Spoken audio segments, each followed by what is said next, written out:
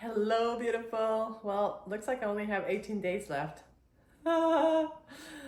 so, I've been so focused that I'm having a hard time to just do these vlog because I forget because I'm so, the book got a lot of my attention yes in the last 3 days because I had to make sure that what the edit was good and I was happy with it, and I was so pleased that my husband had the chance to read it and he enjoyed it too. And so sorry, there's just so much traffic going on my street today. I don't know what's going on, but yes, so today I'm just gonna focus on doing a lot of stretch. I feel that my body needs to be a little bit more stretched just because of the tension that I am feeling in my body. And it's really important to know that when you're sensing contraction in your body, I'm gonna do a little bit more breath work. I'm probably gonna go outside if it's not raining. I didn't go for my walk because I felt to just relax. I had a coffee outside though, and I enjoyed the weather outside. And I think I might go outside again this afternoon if it's not too cloudy and enjoy the sun and sunbathe. And that's where I get a lot of my meditation.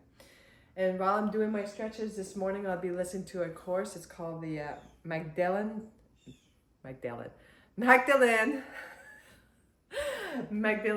Fire, the Sacred Sexuality Oracle course, because Oracle, that's been on my mind for several months now, and I really do believe that doing belly dancing is a sense of self-awareness, and that's why the book is called Feminicity, the Belly Dance Awakening. I don't live too far from the fire department, so that's why we always hear a lot of the fire truck. And so anyways, I can't believe how many times, at least twice a day. So, but going back to Oracle, since I started belly dancing, it did awake something inside of me, which is the feminine side. And that's why my company and my business is called Feminicity, because it really was something that I didn't know anything about, this divine energy. And this course that kind of just like, I like taking these courses about the goddesses and the priestess and Magdalene, because it reaffirmed what I'm doing, and it's remembering my being. And so while I'm doing my stretches, I'm gonna release attention and invite my nurturing self, which is my feminine energy that needs to be nourished and relaxed, and that's why today I'm going to take at least a good hour of just stretching, and then I'm just going to go review some of my props. I do a lot of props in my show, so my veils and I do have a cane, and that's what I'll be doing. And then I have my class tonight, so I'll record some of my stretches that I do, and I'm not gonna show you everything, so I'll have it on high speed, and then some of my props, and then maybe I'll have some more videos. Maybe my students won't mind if I record them by Beyond Beginners while I'm doing my class. We'll see for later, because like I said, I haven't been vlogging like I wanted to in the last few days because I'm so focused that I forget to share it with you, and I wanted to share this journey with you. And I'll see you later, or you can come and watch the little stretch that I'll be doing while I'm listening to the Q&A. It's a Q&A session 3, which is the nymphs and the healing power of loving. Where's the Q&A? And here it is. Something we've been taught is right or wrong, that we're supposed to adhere to without questioning, without asking ourselves if it's what feels true within us. And what feels true within us sometimes may feel very strong and clear and resonant. And sometimes you have to sit with something. Like, imagine you had a couple of beautiful stones that you wanted to feel and see what their energies were like. And you would have them in your hand and you would feel them. Maybe you'd close your eyes, maybe you'd move them around in your hand until you really got a feeling for them. And sometimes we need the time and space to really sit with something and feel it and give it time. So I would recommend a couple of things here. One is take your time feeling this out, because my biggest suggestion here is to really trust your intuition. And I will add that, there are times where, much like with fantasies, which I'll talk later about in the course, there may be some fantasies you'd actually want to live out, and some that you would really just never want to do in the three-dimensional world, but is really fun to fantasize about in your mind. And so it may be that this man is there to inspire excitement and to, show you that you can feel that way, and that someone else might come to your life that makes you feel that way, that it feels more resonant with. But also it may be that you're meant to have sexual experiences with this person. So whenever you can figure out whether your morals are really your own soul values or where they're just things that you were taught, that's really important. And then seeing whether that animal desire in your body, which is a very beautiful thing, is meant to just be an inspiration that wouldn't necessarily translate if you were with this person, or is meant to be an actual sexual exploration with this person. Another thing that we tend to frown upon sometimes in the world at this time is experimentation. Sexual experimentation, the option to try it out, see what it feels like, and you can say no after, if you get involved and you start, kissing or something else and it's not feeling right, you can change your mind. Or the option, and I do understand that if anyone here has had, sexually violating experiences, that may feel unsafe, and it's perfectly understandable to respect that feeling, and trust if you feel unsafe, that might not be the right encounter, or that maybe there's more that you want to do with your own healing before you're involved with other people, etc. But in general, experimentation can be wonderful. And another thing that means is that if you have an encounter, for instance, with this man, and afterwards you don't feel good, deciding, okay, I found out that this was not something I want to keep doing, and this was valuable information. I went into this and saw what it felt like. I think we're sort of told that you should never experiment, and yet we can learn so much. You can also experiment with fantasy, although that can be different than, actually acting it out with another person, and see how the fantasizing goes. And you probably have done some of that potentially. But just really keep checking in with your intuition until you feel more clear about what feels right to you. But again, to clarify, I absolutely do not feel that that it is wrong, or that you should not have a sexual encounter with someone just because you're not in love with them. I think, truthfully, the material on Sacredly Sexual Priestesses, there's so much there that I've taught many courses that are just focused on that information and those teachings of the sexual priestess. And when I think back on the things that so many sexual priestesses were able to offer, the joy it brought them, the joy it brought people who they interacted with, some of whom they were meeting for the first time, it's very profound. And I know that we don't have that same context now, unless we're in some very special situation. And so it can be hard to create the sacred space for these sorts of things to occur. But it does start within each of us. As we create that sacred space, we become like the nymphs who whose energy fields were so strong that people who resonated were the ones that were drawn or that could be in that field. Now, I will say that when we have encounters that we feel like, well, gosh, that really didn't go well, or I had an awful time, or why did that happen? Was my energy field not strong enough? Well, it can also happen that because of our soul growth, you know, the path we've chosen as a soul, encounters still may happen that are challenging, and it may not mean that our energy field wasn't right in some way. In fact, in those cases, the more that we have done these practices and focused on loving pleasure and its healing power, the more we may feel supported through the experience and have more clear insights about why the challenging experience may have happened. So, fantastic question, and I hope that was a helpful answer. This next question says, hello, Jennifer.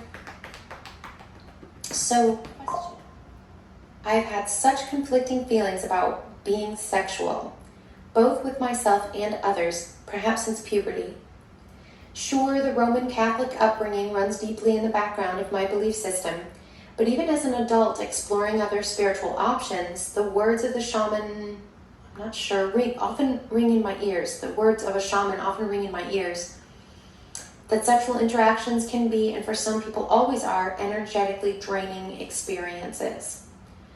My personal experiences vary. Often I can feel drained after having a sexual experience with someone, even if it was very pleasurable at the time. I did, however, have one boyfriend with whom I always felt physically replenished and healed after having sex, and during sex as well.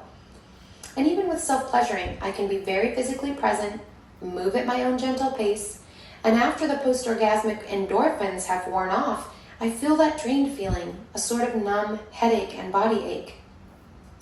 I wonder if this is because of some sexual trauma that my body has memories of, that the feeling of being sexual awakens, or if it's just plain physically draining, or if my deeply ingrained belief of it being draining is making it so.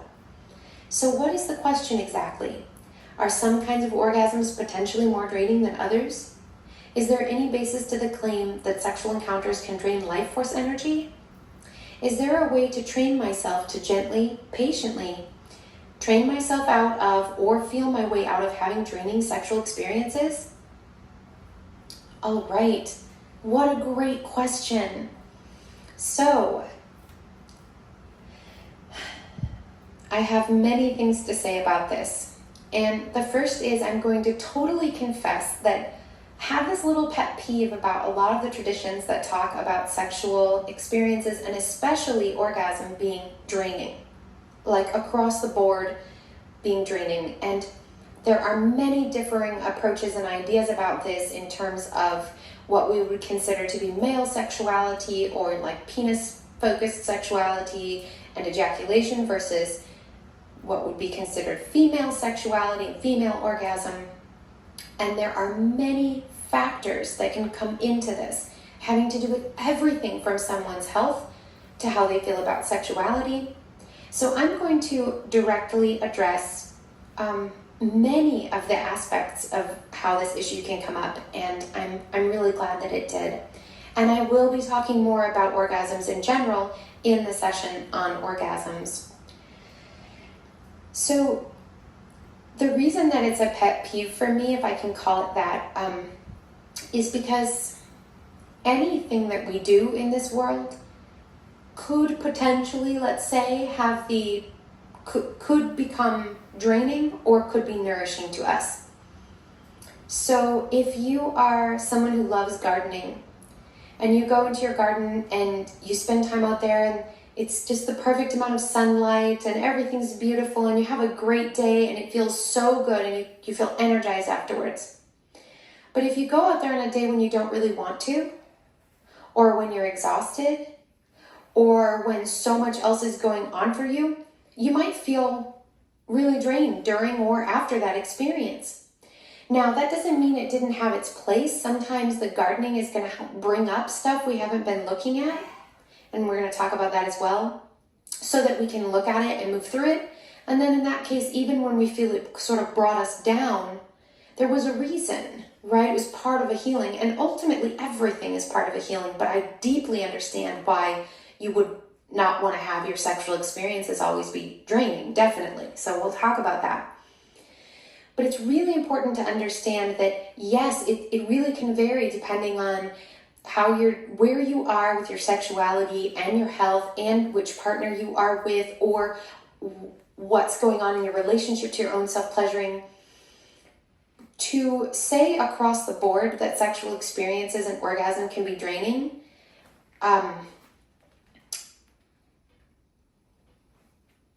is one of probably the biggest and maybe most harmful fallacies I can think of. It's kind of like being told that eating really clean, whole foods is bad for you, and you should never do it. Now, what's right in terms of foods is different for each person as well. And think about that. How the state of a person's digestive system, how they feel about eating in general, how much stress they have in their lives, all of that is going to impact, and many other things will impact how they relate to their food and what foods are best for them. So I could say a lot more about that first part, but let's move forward. So as I mentioned before, sometimes the draining feeling, if you will, is actually, and of course everything is healing at a deep level, but is actually just an unmasking. Like, for instance, if someone is really experiencing a lot of exhaustion and pushing themselves too hard, doing a job they hate, doing who knows what else, in draining relationships or whatever, then when the orgasm comes, it might be the first chance the body gets to let go and really experience the fatigue and the exhaustion. So in that way, it's kind of a sign that there's something else to look at. And this is just one option. Again, I'll be going through several. So letting yourself feel what comes when you feel kind of drained or down, being with that feeling and leaning into it is one option, instead of pulling away from it, but only if you are guided by your intuition. Just like talking about pain and issues around pain, you lean in when it feels right to do that, as if it might show you something or teach you something or open something, but you draw away from it when it does not feel right to do so, and where it feels better to put focus on something that would bring in some comfort or pleasure. So you have to trust your intuition. But another thing that might draw a person to do is consider really paying attention to any signs from your body or the universe about anything else that might be draining you in your life. Even something that doesn't seem related to your sexuality, like a relationship with a friend or family member or whatever else.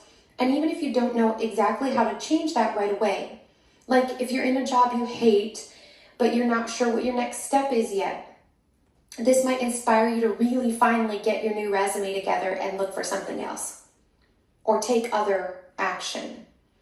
So that's one other way to look.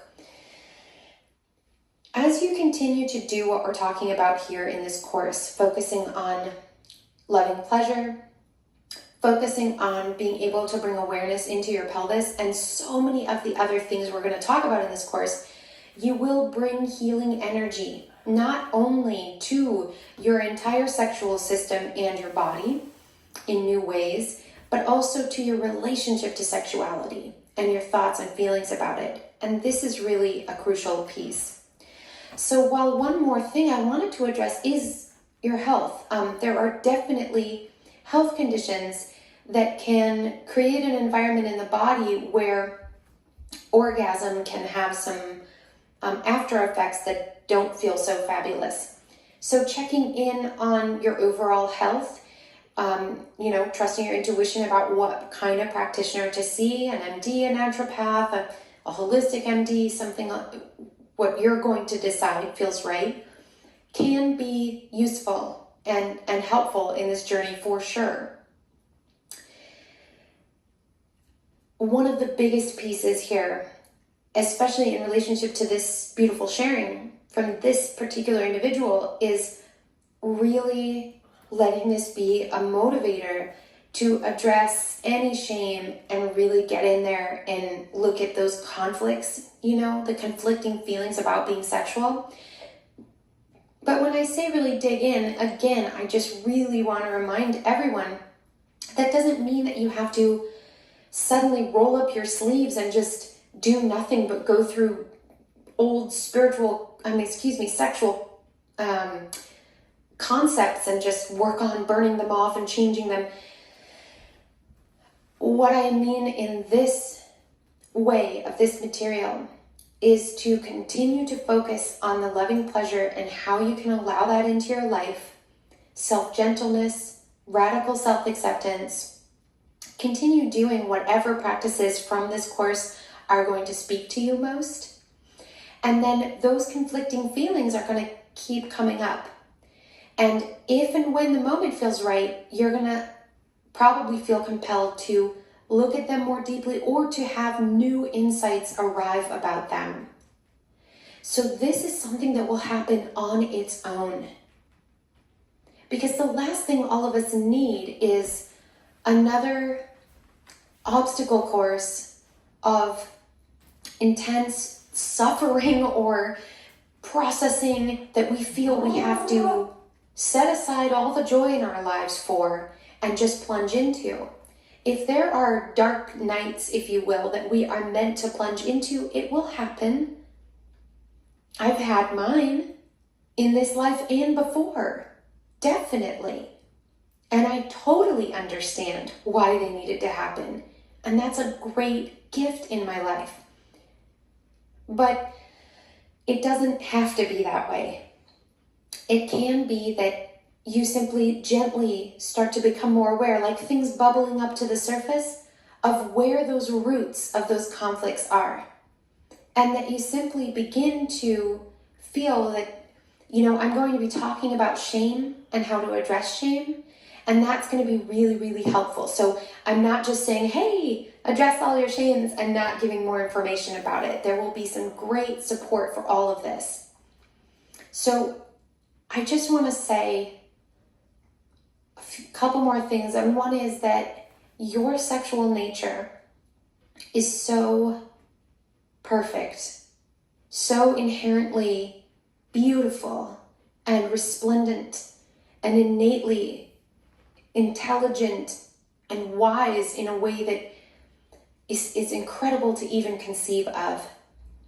And you will be, if this is your heart and your path here, you will be unveiling that from the conditioning that you've picked up along the way. And we all have picked up, again, leaving room for that possibility that there's someone here who hasn't. But generally, we've all picked up some conditioning. And it's not the conditioning we got as sexual priestesses, being brought up to love our bodies and feel embracing of our sexual energy. So, if your sexuality is important to you, anyone listening, you will find the way on your path to resolve anything that comes up that would keep you from feeling wonderful after you have sexual experiences, or that would help you be able to look more deeply into why something may not have felt as nourishing. So yes, different people that you have encounters with can make a difference. So, really looking at or exploring within yourself, was there anything special about that particular partner you had? The way that partner made you feel in some way, or personality traits of that partner that made you feel open, or that made you feel safe, or that made you feel excited in a different way, exploring that. And then also keeping in mind that yes, different orgasms at different times can bring up different things. So some orgasms might all of a sudden make you feel this pocket of grief you didn't realize you had. Some orgasms may be long and deep and rich, and others may feel like they passed too quickly and then you didn't feel your best afterward. And if it's something that varies like that, it very much might be, I mean, you can always check in. Is there a message here, from this that I need to know? But sometimes it can be, like I said in the first place, just part of the healing. Like, oh, I really needed to get in touch with this grief or this feeling of being really tired or whatever else. So, one thing that, again, I'm going to be talking more about orgasms, but one thing that can tend to make orgasms richer, and again, not across the board, you can have richer orgasms in other ways, but is to build up and come very close to the orgasm and then stop the stimulation and wait and then build up again, and to do this, as many times as you feel like it. Now, in your case, you asking the question, it may be that even that brings up a deeper experience, for instance, of feeling drained. If that's the case, then interestingly enough, it might also show you a few more qualities about that feeling that might have importance for you. Another thing that you can do is be aware of something that you might think of as your bubble, your energy field. And think of it as having something like a membrane that sort of keeps the integrity of your own field, and that what's allowed into the membrane of your own field is only love. So whatever else you need to release out of your field, you can do, but what is allowed in is only love. And you can experiment with this. If this distracts you or makes you not feel good, obviously just don't even bother with it. But imagine, if you'd like, your bubble or your energy field having this safe space. And that when you have your orgasm and or throughout the sexual pleasure, this space is sealed so that only love comes in, and that your orgasmic energy, you can imagine it circulating through your body or through your energy field, which you may imagine is a little larger than your body. Energy fields can change shape, size, etc. But you can imagine it in whichever way you'd like. You could just imagine it circulating through your body. There will be times for some people where doing what I just described would actually feel limiting and create results that you might not want. So again, personal experimentation and seeing what feels right to you is a big part of anyone's path as a sexual priestess. So circulating the energy from orgasm or sexual pleasure is something that's a part of many different traditions. And there are many different ways to do it. Certain channels of energy, you can, there are a lot of most accepted ways where you move the energy up into the higher centers, or you do an orbit around the body, or there are many different options. But what's most important is you being present with that energy. And I would say even more deeply than that is you seeing what it would take, asking yourself intuitively what it would take to feel not in conflict with your sexuality and your sexual pleasure. And I know that is a journey. I just think it's one of the most valuable journeys that we could take.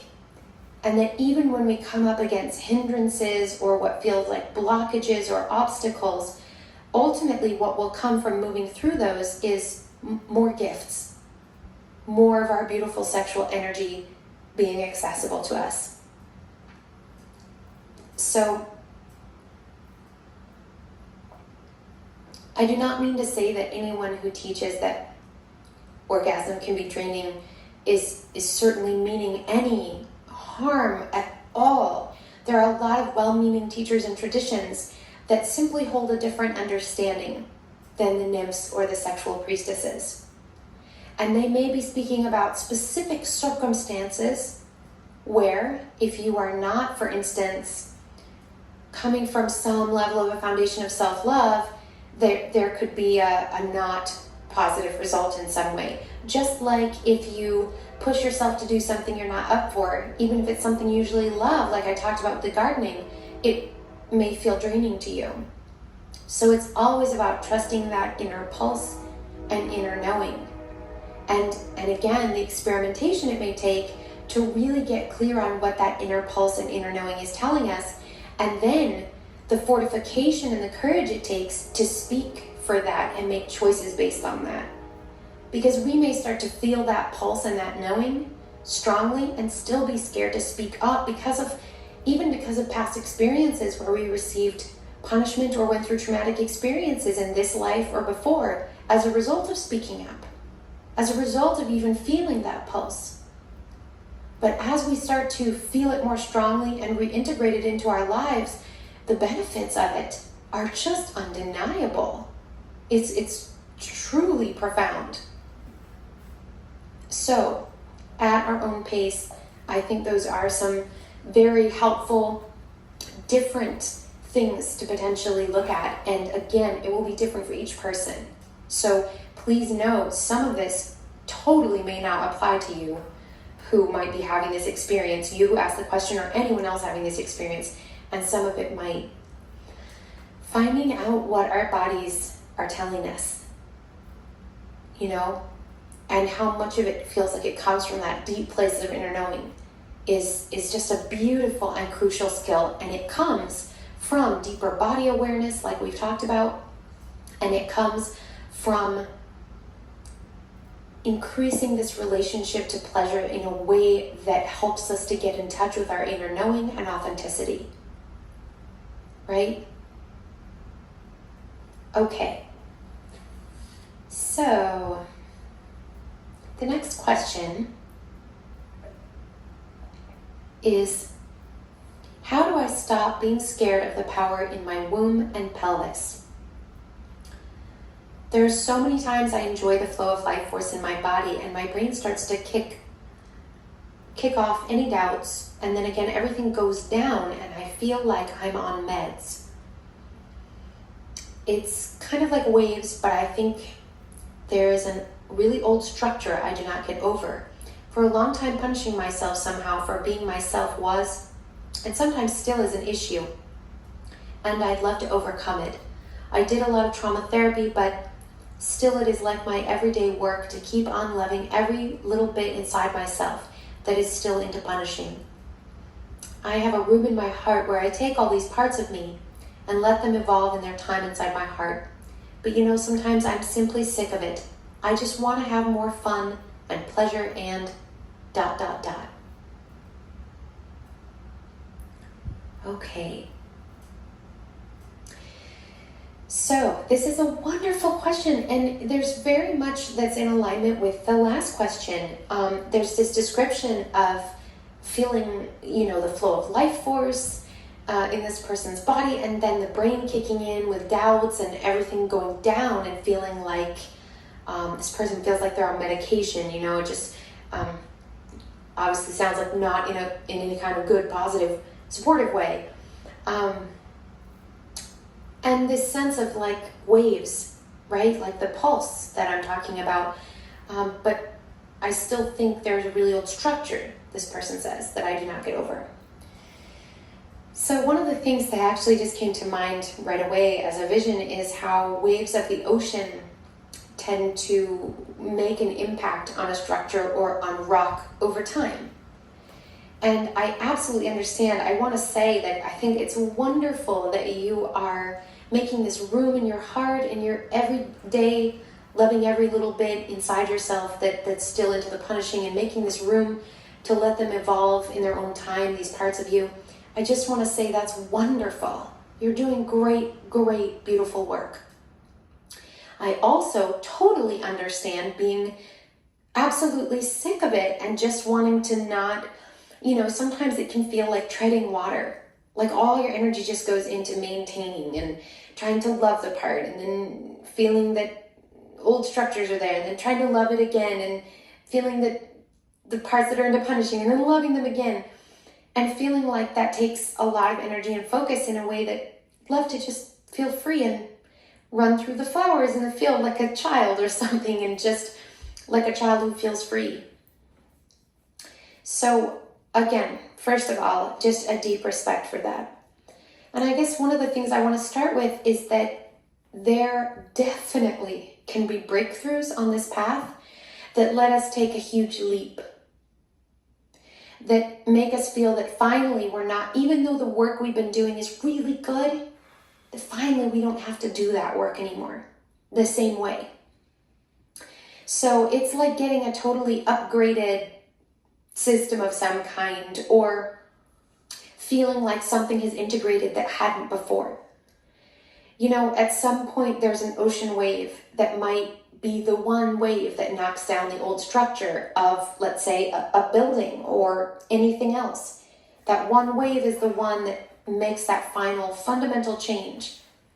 So I guess the first thing I want to do is just instill hope in your heart that that level of change can happen.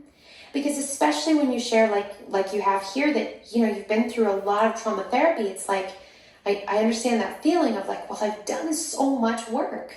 When do I get a break, in terms of a breakthrough, right? And it will come. And this work in this course and work like this is some of the most direct ways that I know. And so while it is great when called to do various types of therapies and various types of looking directly at the wounds and issues, it's fantastic. Sometimes it's so scary to do the one thing that seems like either that or it's been so devalued, to simply non-negotiably make time somehow or space for yourself to do things that feel right in the moment. To find out what that is, to find out what it is in any given moment, to, maybe you've only got a short period of time in your day or whatever, but to really let it be your own, to really let yourself receive the level of nourishment that might come in a specific moment or time for you, or to really let yourself feel and experience the challenging emotions that we've been taught to typically avoid or judge or feel bad about. So a few things about this experience, you're asking here, how do I stop being scared of the power in my womb and pelvis? Many times we will have stored energies that sort of dwell in this area of our bodies because we're so often taught to keep our focus up in the region of the head, or at best in the region of the heart and the head. And there are many other reasons why we can sometimes store energies anywhere in our body, and specifically in the pelvic area. So as I've mentioned before, when we return to our focus in this area and placing our focus there, sometimes one of the first things we'll see and experience is the challenging energies coming up. So one really nice thing here is that sometimes you do feel the waves.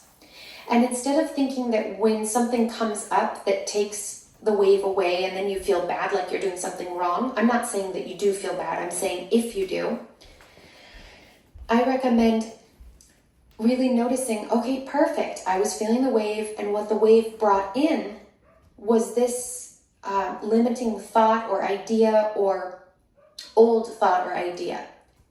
And so you can either allow yourself to be with that feeling or explore more about the roots of that feeling, where that feeling comes from. Does any of it feel valid or useful to you? Or so this is Jennifer Posada, and that's the course. So I don't know, I guess I did 40 minutes of stretch. Let me see. I don't know. Yeah, about 40 minutes of stretches. And she was talking about stored energy that's in the pelvic area, and a lot of times that's where we have a lot of our trauma in our pelvis and in our hips. And I've experienced a lot of that when I was younger, and I think that's the reason why I want to do that's why the belly dance was calling me, and it called me in order to heal me, because I suffered a lot of depression and a lot of shame and guilt and all of that stuff really was stuck in my body. And so I've been doing belly dance for 20 years and I still have those stuck energy. And so it's always in a working process and I'm always learning. And that's why I constantly take courses and I constantly want to evolve, because these beautiful souls are sharing their experience, but they're also sharing their knowledge and their they studied also all of this, and they are remembering their true essence. And so I really do encourage, for everyone to keep learning and keep remembering your true essence. And going back to the split, somehow I've been in the last, most of this year, be more flexible, and I think it is because I do have more. I still have some stored trauma, and so doing my belly dance and plus adding more stretches and applying the things that I need to be more flexible and be able to do the split. And it's really just being able to be more open. That's the word I'm looking for. To be more open, to be less constricted and feared and scared. And the body, for me, my body is telling me you need to stretch more. Stretch it out to the horizon. Open up. And so that's what I've been doing. And listen to this while I'm doing my stretches, just reinforce why I'm doing this. So when she was talking about, stored trauma in the pelvis area, I'm like, wow, okay, this is why I'm doing the stretches. This is why I need to release and just welcome healing and loving, and I'm safe. My air conditioning goes on. It really makes a lot of noise. So, but yeah, I just wanted to share that with you. So now I'm gonna go and have a little, maybe a smoothie or something to eat, and then I'm gonna work on my props.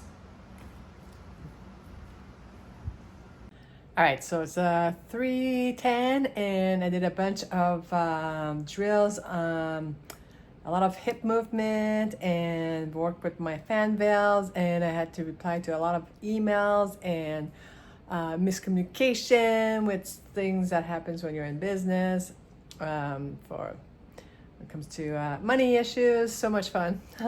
So I decided to kind of share my little meal here. I really love this spicy tuna salad that I do. It's probably my favorite meal that I'm able to do and enjoy. And it has avocado, and I put some raspberry and blackberry. It's so delicious. So this is my first meal.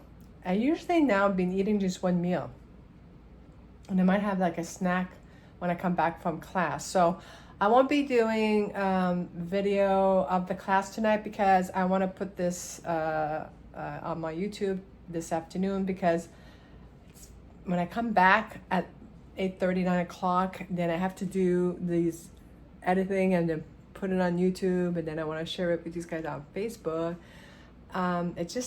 It's very time consuming, so I want to kind of cut down on my time and just kind of share my day, and then maybe the evenings will be maybe the next day.